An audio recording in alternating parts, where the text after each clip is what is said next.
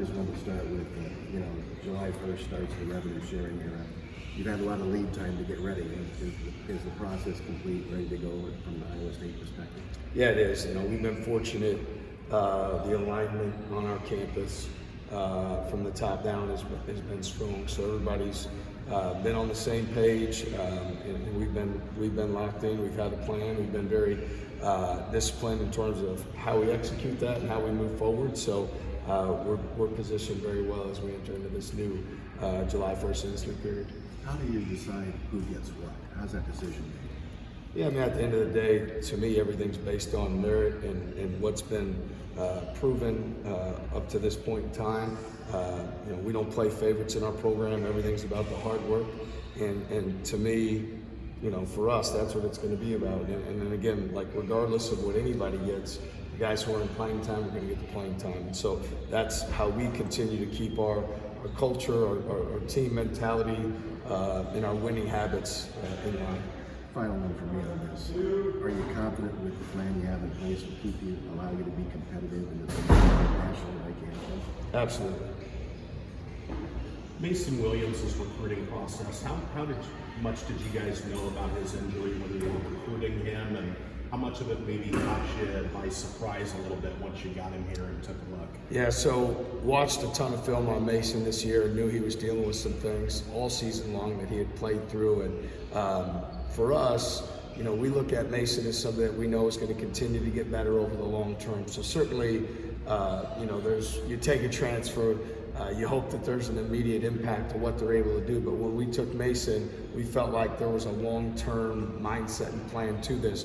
Didn't know exactly that he would be out for the season, but just knew there was some things there we're going to need to work through. And ultimately, it's about doing what's in the best interest of his health and well-being so that he can come back better than ever. And we're fortunate. We have confidence in the other guys in our program, so we don't feel like not having him out there is putting us in a tough spot at all.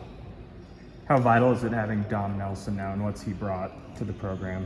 Yeah, Dom's he's been a huge bright spot for our program. A tremendous worker and learner. A guy at 6'5" who can really get in the paint and make plays. He's got great length on the glass and defensively to end possessions, to get rebounds and get steals. I love his spirit. He's continuing each day to get stronger in the weight room, to add weight, shooting the ball with more confidence every single day. So some of the things that maybe were challenges or things he could have been better last year, he's already taken tremendous steps forward with the things that he's done coming in here. Losing Mason, obviously that's a proven floor spacer throughout his career. What's the importance of having guys like Milan, Nate, Taman, those guys be able to be consistent shooters for you this upcoming season? Yeah, and those guys are proven. Milan literally is the only guy in the country, 6'8" or taller at a Power 5 school that made over 2 threes a game at 40%. He'll be a guy that looks more like 3 a game this year. We've seen with Milan, he gets better every day and he gets better every year. And so we know that, with the work he puts in, the confidence that he has, the confidence teams put in, our team puts into him, he's only going to be better. Taman's demonstrated when he's healthy that he made 40% from 3, and a guy that he'll continue to be consistent. He's consistent every single day. So even last year, he found a way to make some with broken this or that or everything going on. He still found a way to will a good percentage in, but he'll shoot the ball great. And then with Nate Heisen, we saw at the end of the year, the last 10 games of the year, the confidence he had shooting the basketball, that's going to carry it forward. Again, another 40% three-point shooter. So all of those guys being dependable is going to be important. Joshua Jefferson's invested a ton of time in his ability to shoot the ball from 3, and it's going to be something that we look for him to do even more so this year, that we know that he can step up. So when you have 4 veteran guys that return, that you're confident that can make shots, there's certainly abilities from some of the new guys as well and what they can do. Jamarian Bateman stands out as a guy who's always been an elite shot maker as well. So we feel really good about our guys' ability to make shots and get the right shots for one another from the three-point line. Earlier you mentioned that Mason would likely miss the whole season. Does that mean you guys are planning to apply for a medical redshirt, just a typical redshirt season for him if he does miss the entire year? Yeah, I think truthfully, I don't know what the difference would be in his case. He's going to likely be out the season, and as a result, whether it's typical, or medical, I guess it'd be a typical redshirt because you have the 5 years, so that'll leave him, 2 years to play. And I think this will be a great year for him because he's going to get to see everything. He's going to understand how we do things terminology-wise. Whenever he's able to return back to practice, he's going to be at a huge advantage as he heads into the next year. So much more prepared even than what he would have been this year. So I think in some ways it can be a blessing in disguise in terms of his development and how he'll trend forward as a result. You mentioned Bateman. Can you kind of expand upon he and the other newcomers and what they've shown so far? Yeah, I mean, in terms of the freshman group that we have, I'd say those guys have come in with a tremendous amount of maturity. All of them have impacted winning right away. Bateman certainly with his ability to pressure the basketball and then shoot the ball. Again, you don't become someone that, with the claim that he has, without work habits. I mean, the guy was a valedictorian of his high school. That speaks to his character and how he works and the consistency of his habits every single day. Killian Torre has been somebody that's done great things right away. I mean, big physical guard, can really pressure the basketball. Makes good decisions with the ball in his hand, can pass it on the move, and like defensively and offensively really commands the game, which is great. Xavier Mitchell, very unique player, finds a way to get loose balls, make plays, is a mismatch problem offensively, but a guy that's a consistent producer on the glass defensively, and just continues to play with great effort. So all of those freshmen have really found ways to impact it. Obviously the transfers with Blake Buchanan, I couldn't be more confident in him and more excited that he's here. Had an opportunity to work with him at USA Basketball a few years ago. He's everything that we want in that position in terms of mobility, intelligence, toughness that he can bring. And then offensively, he's a very skilled passer, finisher, lob threat. I've just been very pleased with Blake and what he's brought to the table because he's been somebody that's really stood out. And then Eric Mulder, a guy that plays extremely hard, is a winning player, very competitive, great speed defensively. And I think what you'll see out of both 5 men, our team speed has improved. As we look at from last year to this year, those guys' ability to sprint out on the ball screen, sprint out, run the floor, keep their feet moving, be continuous players. Those guys are great. And then we talked already a little bit about Dominic Nelson, who is somebody that, the work that he's done and the progress he's made in a short period of time has been nothing short of amazing. I mean, he's tall, long, gets to the paint, gets to the basket, gets deflections defensively. So we've been really excited about the group and feel like everybody is pulling their weight and doing what they need to do, through our first week and a half of workouts. What's the status with Dom Plato? Yeah, as of right now, he's waiting on his visa. He's been approved for his visa, so he's just waiting to get the call to come in and pick it up. And then as soon as he does that, he'll be over. So there's not a exact day. I wish it was 10 days ago, but as soon as he's able to get his visa, he'll be here and we'll integrate him in our process. You talked before about how summertime is when you set the tempo for how you play. Have you seen that again this year? Absolutely, yeah. These guys have done a great job. Our veteran leaders, Taman, Milan, Joshua, Heisey, Kelderman, they've done an awesome job of this is how we do things here. This is how we practice. This is how is our stretch at the start of practice, how we treat one another. And we're continuing to fight every day for those habits and invest that time in one another. But we're off to a great start. And I think, when you return 5 and then ultimately once Plato gets here, there'll be essentially 9 new guys. You're hopeful that those guys can set the tone from a leadership standpoint right away so you hit the ground running. You don't want to leave one day or one minute of practice on the table. You want to capitalize on every opportunity. I'm confident after we've had 16 workouts that's something that we've done, and it's a huge credit to Jefferson, Milan, Taman, Heisey, Kelderman for how they set the tone. You mentioned earlier you feel like this group's team speed is better than it was a year ago. How much of building a roster year to year is a learning process for you and the type of skill sets that you want to have? Because a year ago it seemed like you went for more physicality in front court, and this year it seems like you're pursuing more speed and athleticism with your finals. Yeah, I think ultimately for us at the 5 position, the speed, meshed with the necessary size, mass, physicality, communication skills. We would trend to prioritize the defensive side at that position because we ask such a great deal.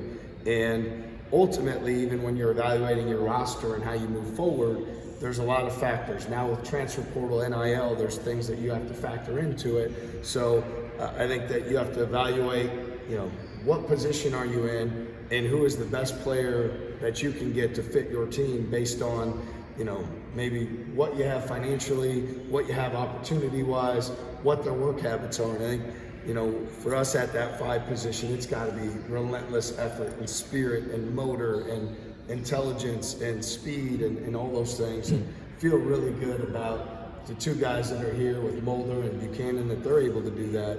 And then hopeful when Don Plate is able to ride that he can do the same thing those guys have done, because we have high hopes for him as well. How much do you feel like Joshua can continue to contribute at the 5? I know that's something that he did a good amount in the second half of last season.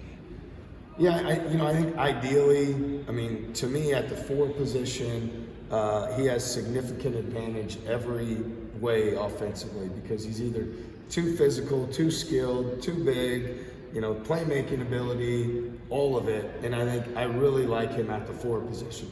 Now, there's times in the game as it wears on that maybe you're changing coverage, maybe you want more skill in the lineup, maybe there's certain things that you need. So he gives us great versatility to be able to do that.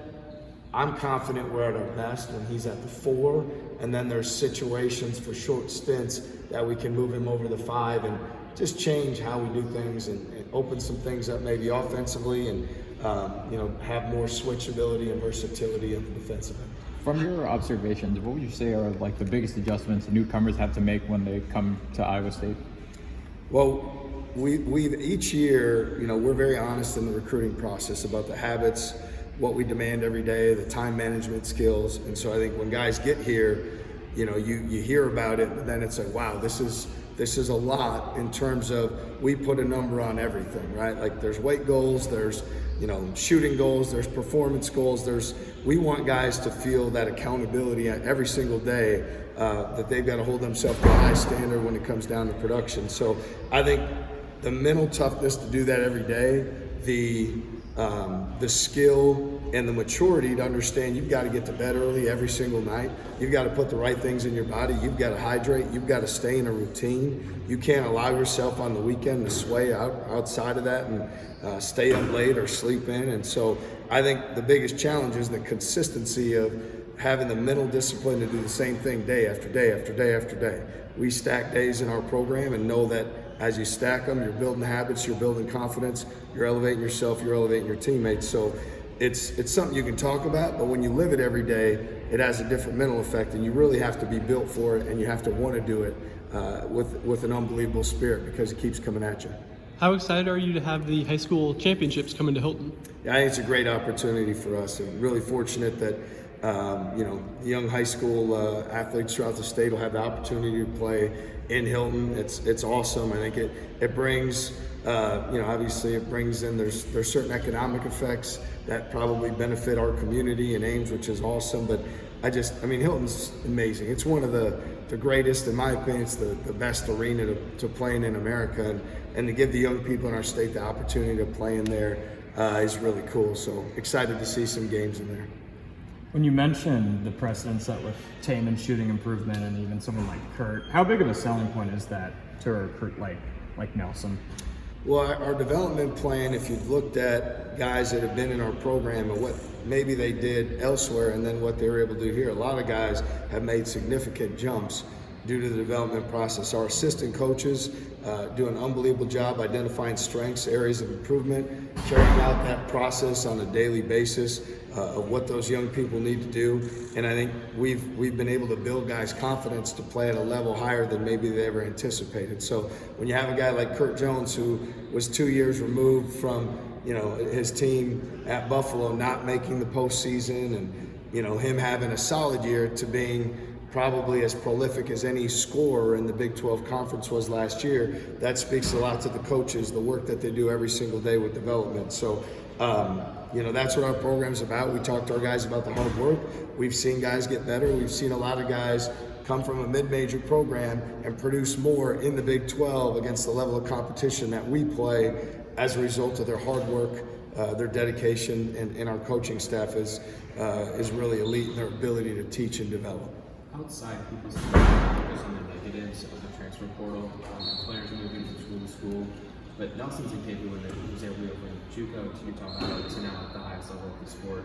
how beneficial of a, I guess, ecosystem is that for players to be able to climb the ladder if they're successful and continue to move their basketball career along forward? Yeah, I think it's a huge positive. I mean, if you look at just what we've had in our program, you take a guy like Jaron Holmes, who started out with no Division I offers, ends up going to junior college, St. Bonaventure, comes here and is a guy that performed at an all-conference level for us in the Big 12. And you want guys to continue to do the work and have that opportunity. Then you saw the same thing with Kurt Jones. I mean, he wasn't a top 30 player in the class of Minnesota high school, no Division I offers. Goes to JUCO, goes to Buffalo, comes here and continues to elevate. Now you look at Dominic Nelson following the same footprint that those guys have been in. Somebody that's a tremendous worker who each day, has that chip on his shoulder. It's somebody didn't believe, somebody doubted him, he got better, proved him wrong. Somebody didn't believe he could take the next step, he did it, proved him wrong. Last year he goes to Utah Valley, makes their team win the conference player of the year. Now he's with our program already, elevating the standard and continuing. So to me, again, I don't look at anything as positive or negative. I look at it as this is what's in place. And there's been guys like Dominic Nelson who have come here and moved themselves forward in terms of their career, their development, the opportunities they create for themselves. And I'm extremely confident in Dominic and what he's going to continue to do because I see how he works every single day. And those are the guys that do great here for us. Thanks, guys. Thank you. Appreciate it. Thanks, Coach.